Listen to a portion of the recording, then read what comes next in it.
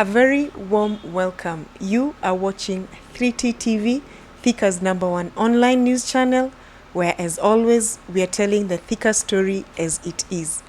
My name is Juliet Modhoni, and today we have yet another exciting and informative episode.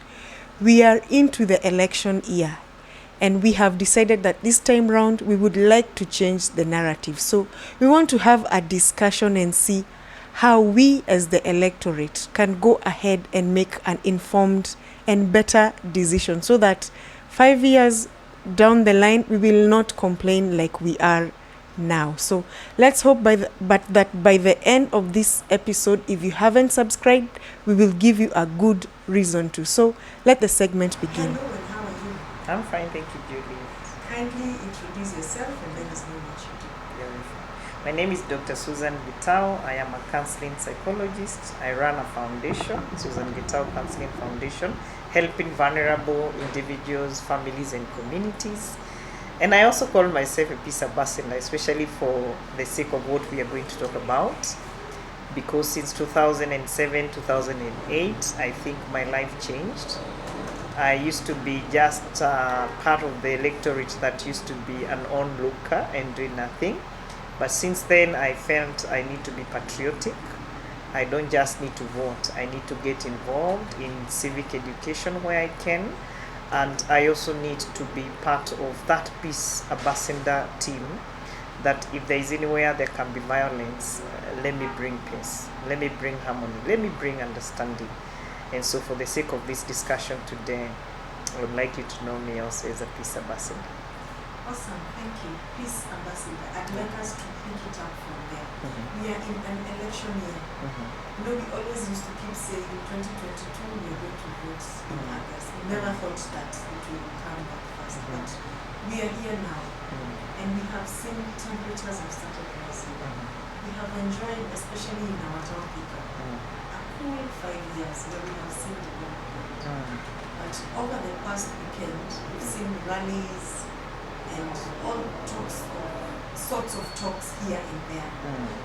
I'd like to bring in also the violence that we are seeing within families, country.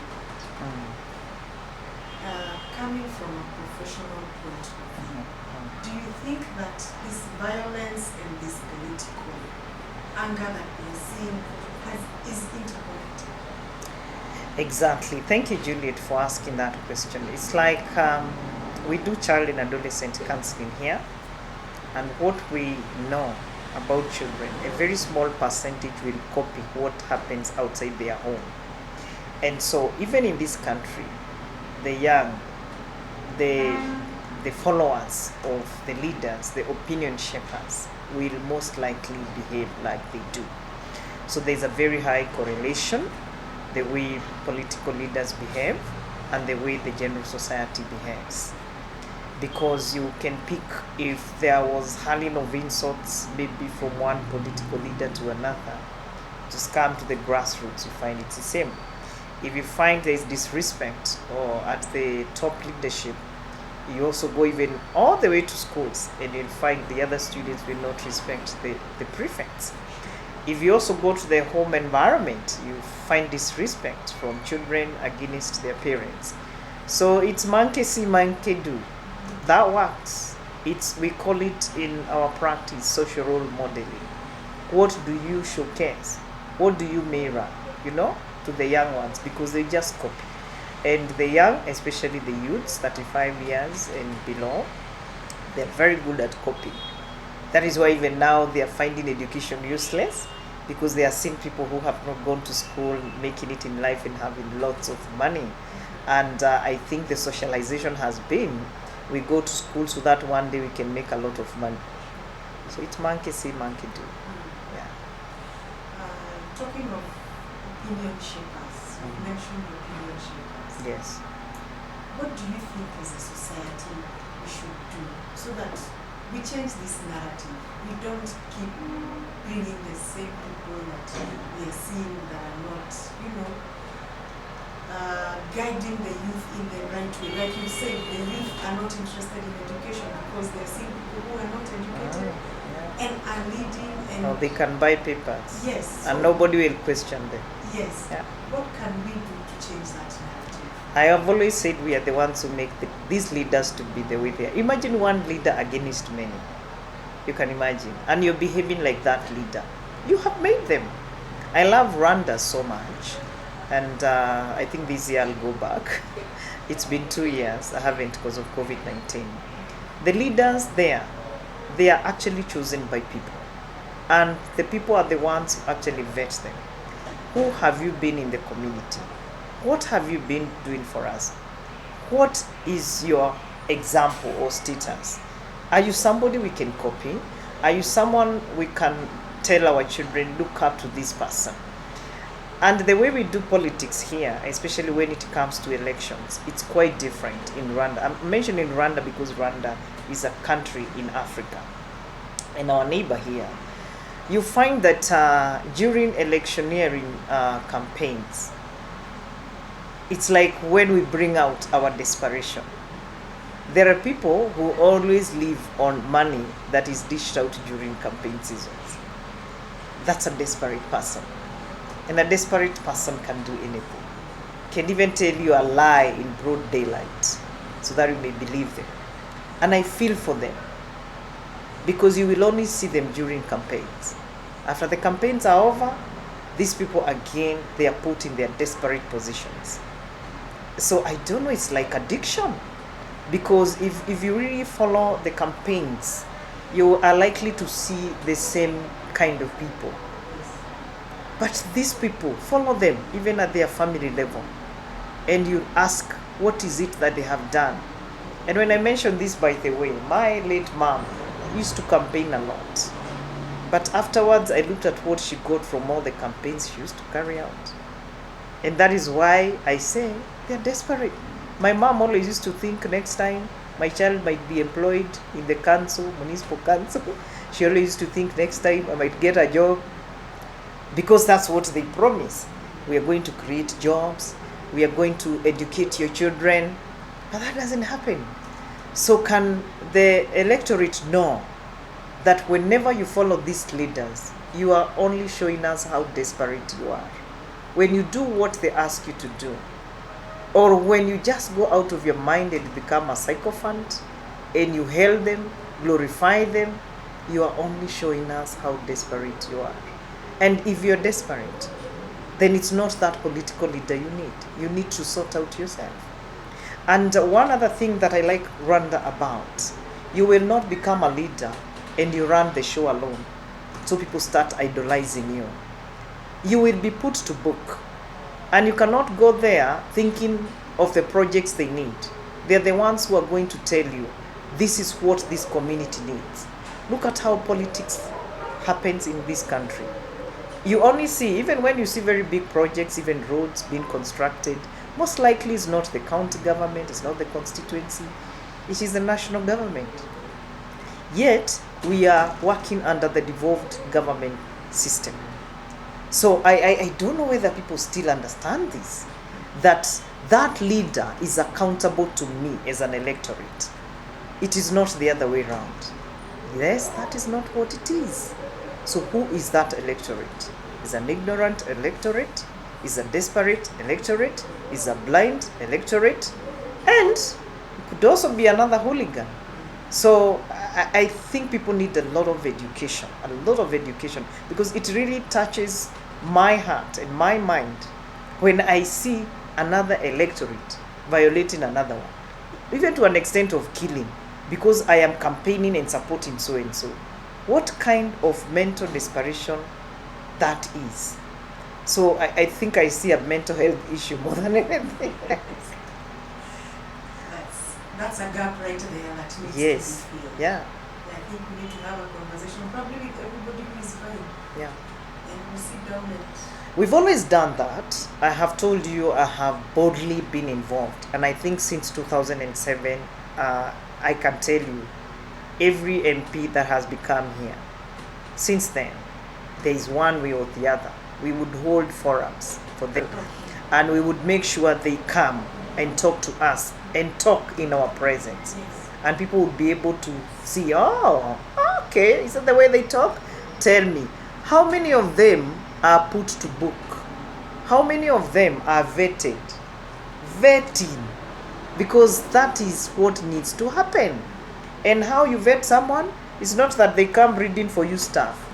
They only need to talk like the way I'm talking. Do they know their stuff? Do they even tell people how much money they receive? People don't even know. They only see schools being built, the renovations going on, but they don't know. Nobody tells them. In Rwanda, this does not happen. If you have a CDF office, for example, in this country, that is not their money. Even when they write CDF, what, MP so and so, it's our money, it's our tax money. But do electorate know that? Do they know that? Because if that is my money and that is my tax that the government has to take from me, you need to show me what you're doing with that money. How many of us get to know how the CDF money is allocated, even when these bursaries are being given? And that is why I look at the electorate and I say it's a desperate population, is a very ignorant population, because we should have every year the money that comes to the constituency, we should be having records. Actually, all the public notice places, including some of the billboards that you see around, we need to be shown this is the amount of money that came in, and this is the amount that went to the roads, the amount went to education, this is what went even to mental health. I think the next MP must have a kitty for mental health, because we are losing very many people into drugs and substance abuse, domestic violence, and having very many students dropping out of school, and they should not. And a lot of criminal activities as well. But when we look at the baseline, their underlying mental health issues, you cannot kill someone who is breathing like you and you tell me you're normal. You cannot go eating all your children's school fees and they don't go to school and tell me you're normal. You cannot burn your own house and you tell me you're normal. You cannot go hurling insults. You see, that is lack of emotional intelligence. Because what I say, I can never swallow it back. But these are the people we follow. And also the leaders to some extent. I think when they know this is what these desperate people need, they also give them that. So if you know they like listening to Matope, I say that mad slinging, what we say, that character assassination kind of language is what people like. You also find these political leaders lowering themselves to that level. So sometimes they also lose it. So if they were also very smart, they will be very careful on what they say. And if they want to model that competent, that adorable leadership, we call it transformational leadership. Change me, change the people around me, change the community I live in. Then they should actually role model. And let me tell them, we are out to educate people. Let me tell you, you will not make it through. If you think this time you will do how business has been going on before, I want to tell you, people are awake. They have even known the kitty that comes to CDF. The other day we were just passing a bill, you know the way you have public participation, and we got to know a lot of things. Why are we never told these things? Because somebody does not want you who is the taxpayer, to their amount of money they are given to help improve your welfare. So even these people who are having this cheap politics, talking the same way things were going before, you can see national cohesion is doing their part, NCIC is also doing their part, national intelligence is also doing their part. And my prayer is every electorate can also be an intelligence service provider. Give information. Yes, the only sad thing, Juliet, is when a story is given one-sided. I guess that's why I'm telling you, the electorate, they need to come out. So it's not that anytime you see something posted, you're only picking that. Even news, there is editing. So you need to ask, what was the genesis of this conversation? Because you might be very, very surprised when you get the raw footage. Just to find this person, so they were reacting to. So there is a person who is seen as if they're very important and they are very good and safe. But these are the people who started maybe the war. For me, I like being objective. You're not going to tell me this is the angel and this is the devil. Can we have the raw footage? Where did it begin? But even the person who is also responding, where I'm telling you the political leaders and the ones vying, the aspirants, they also need to enhance their emotional intelligence. Let me tell you and take this to the bank.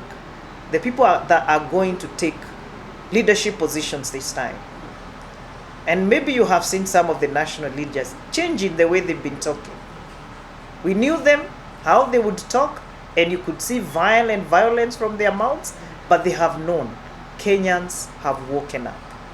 They have woken up. They don't want violence. We want to develop. There is no way you'll find me working so hard the way you found me working so hard here, and you tell me you're going to disrupt what I've been doing. No. I will make sure I have my 20, my 30, my 50, my 100 followers. And I will show them the reason why they need to uphold peace. The reason why they also need to know the character of the person they're giving their vote. And so civil education again and again and again. Why? We will not embrace violence. That I can tell you for a fact. And you tell me the people who are going to be elected are the people who are sober. We are looking for those people. Me, I say political leaders, the aspirants. Lack of emotional intelligence, social intelligence will put you down just like that. Because people are waiting for you to say something. And it will be spread like bushfire. And once it's spread, let me tell you, you see the majority are the ignorant. That is what they are going to take. You will go. So even for them, I think it's the high time they sought our services so that we can help on how to enhance your emotional intelligence, such that even when somebody provokes you, you shall never shortchange your character. Yeah, that you will remain still, because we want to hear more of your agenda of development and how you're going to improve our welfare. It's not how you're going to character assassinate the other person. That is nonsensical. And anybody listening to that, Juliet, I have told you, is a desperate population. Those kind of politics are barbaric, they are archaic. We are looking for transformation. We are looking for transformative political leadership and even campaigns. And watch this space. Awesome. That is great civic education right there. Thank you. You're very passionate about accountability, especially. Yeah.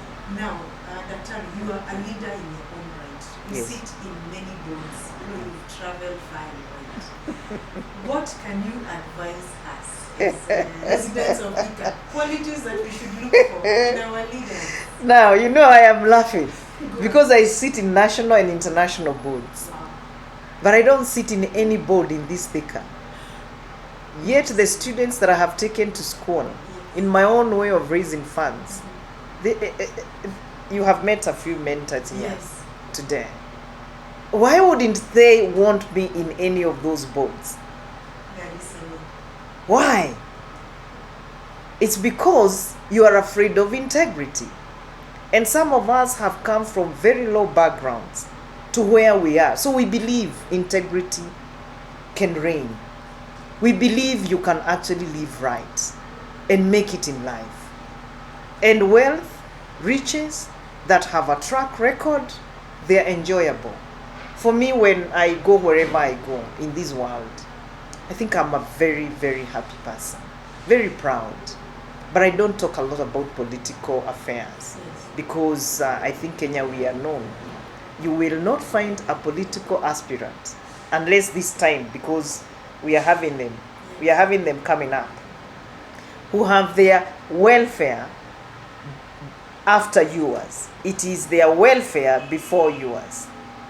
And so it's about me and how I'm going to grab for me, how I'm going to be wealthy, how I'm going to be powerful, or how I'm going to take that leadership to secure what I have already amassed in a very unfair way. And so servant leadership is lacking. Out there, go to the UK today, and Westminster maybe, just around that area, and you will board a district train with a minister who will alight and go to his office and out, greet you. Go today in the USA and you can find Obama in any shopping mall, greeting you, or even their daughters going or to any school. Why? Because those guys, their integrity is high notch. Here in Kenya, why do you get elected today and tomorrow you don't even want us to know where you are living? You don't know where they live. You don't know who they stay with. Because there's something you're doing that you know people can come after your neck. There's something you're doing that you know is not right. So it's the high time we look for those leaders that are living with us. I'm telling you, go to where Biden is. Even once he leaves White House, he will go back there. Those guys don't believe in the way we believe in things, but they believe in legacy. So how many of political leaders that you know of can brag of legacies they have left behind? And somebody who can say, I have sacrificed beyond the money that I receive from the taxpayers. How many can say, I had my house that I left for so and so. I had these children that 30% of my salary that I was getting was paying their school fees. And that to me is what is leadership. That I influence others to be better. When you want the same voters, ear in, ear out, following you, singing your song and your name, tell me, what kind of influence is that? And it's my prayer that those people that are listening to me, I love Thika so much. This is a highly potential industrial area, and you cannot tell me different. It also has very good-hearted people. Let me tell you, Thika people are also very patient, and they're also very smart. But I think we are tired, because I do a lot of grassroots fact-finding. They are tired, and they know better. They will not listen to any hooliganism this time. It will not be business as usual. And so any aspirant that is thinking they will come and do business as usual, then this is not the place. It's not the place. You'll be so shocked even in schools. Kids know different. They even question many things. They even question even when you have done something for them and you have all the writing on the wall. They are questioning. So there is some transformation that is taking place, and for me, I'm like, better days are coming. But those people who follow political aspirants with the same story of yesterday, getting to know where Juliet was yesterday, who Juliet dates, that's not the way we are going anymore. And above all, we want peace. We want peace. This country should actually be the leading country in Africa. When I tell you this, is when I go out there and even knowing the resources that Kenya has, but our leadership is highly wanting. Influence for positive development is highly wanting. So it's not going to be business as usual. I think you've basically summed it up. Thank you. Basically summed it up. But if there's anything else you'd like to add as we conclude, yeah. So for me, I want to appeal especially to my village mates from Kiandutu. I love you so much. We carry the largest portion of electorate. Our votes are the ones that swing whoever is going to lead. Not just in Thika, but even in Kiambu. But I feel for you, because when people are needed to go around doing things that others would not dare to do, you are the ones they come for. When we talk of death, the rich don't die in campaigns. It is you. And it pains me, because I know you're desperate. Because I know you need. I know year in, year out, you keep hoping that you will never have to worry about school fees for your child.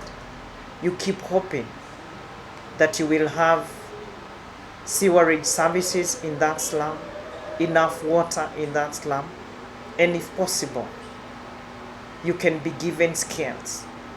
You keep crying to have vocational skills training in that place. I want to tell you, following them and singing their song is not the way to do it. Use your vote wisely. And I'll be there for you. I'll tell you, I'll never be tired. I'll keep telling you. Because the few young people that we've been able to talk from Kiandutu very seriously about your life, your growth and development, you have seen it. Those who have not listened, we have even lost some, and you know that. And peace, peace, peace is the way to go. The power to your destiny, the power to your development lies with you. And your vote this time is not a vote to sell out. It's a vote to make a difference with. May God bless you and keep you safe as you campaign, if you must do. If you could allow the leaders to do the campaigns, nobody would follow them. They would come to your door, but you go looking for them. Yet, they are the ones who are supposed to be accountable to you, not the other way around. Yes, I have said peace, peace, peace, but peace will not be possible if you, the youth that are energetic, are not going to be so active on social media, spreading falsehood. And you are happy there, spreading what you know is not going to bring us peace or will not take us anywhere. And for us women, you know, from the beginning, even for the Christians, the best evangelizers are women. So women, I'm coming to you, I am one. If you want to be a great evangelizer, then talk about the truth. Talk about the things that are going to unify us, the things that are going to prosper us. It's not anything that is going to destroy us. And I want to tell you, women all over the world are held for their high level of intelligence, information gathering. And above all, if you find somewhere there is no peace, there is a woman in the middle. If you find anywhere there is high level of conflict, there is a woman in the middle. So women, this is the time. Remember, we are the ones who give birth. So when these kids are killed, when our youths are killed, we are the ones who feel it in our bellies. So every woman that is going to talk, especially during these electioneering campaigns, kindly ask yourself, am I spreading peace or am I actually breaking it? And for you, the media, I'm actually using one platform right now, Thika Town Today TV.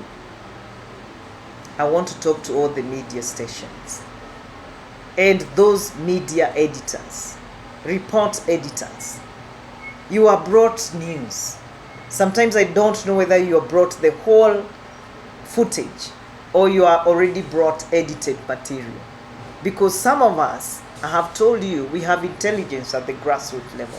And we are able to know, before so-and-so said so-and-so, there was something that was there before. What was the precipitating factor? What was there before? Who said what? Who provoked who? And what did they say? And I pray that you also do a fair game. And you also feature everybody fairly. When you do so, then you're going to help Kenyans to make very informed decisions about these political aspirants. Because we know it differently. And what we might get into is lose faith in media. And I know a few of Kenyans have already said they don't want to watch news. Yet for every Kenyan, it is your right, and it's always fair at this time to know how your country is running. I know better. Before 2007, I never used to watch news in this country. But after that, I think I'm one of those, if I miss them from my screen at home, I will follow news from my phone. Because I need to know this is my country. I am a patriotic Kenyan. Then I cannot claim to be one if I don't know what is happening. But media, you are letting us down because we know things differently at the grassroots level. I am not here supporting anybody, but if you want to do professional media coverage, then objectivity must override everything else. And when I talk about objectivity, what brings objectivity is nothing else but integrity and professionalism. Can we uphold that? Thank you so much. And gentlemen, it keeps getting better and better. That was Dr. Susan Gitau, and the take home today was we need to look for leaders who have integrity, who will bring transformational leadership, and most importantly, who will be accountable. And it's not going to be business as usual. And we here as 3T TV are doing the little that we can and the best that we can so that we change this narrative. And we keep urging you who is vying for an elective seat, kindly come on board. Let us have a conversation so that we know what you have to offer us as the electorate. I have been your host, Juliet Mudhoni. Don't forget, you are watching 3T TV. Until next time, take care.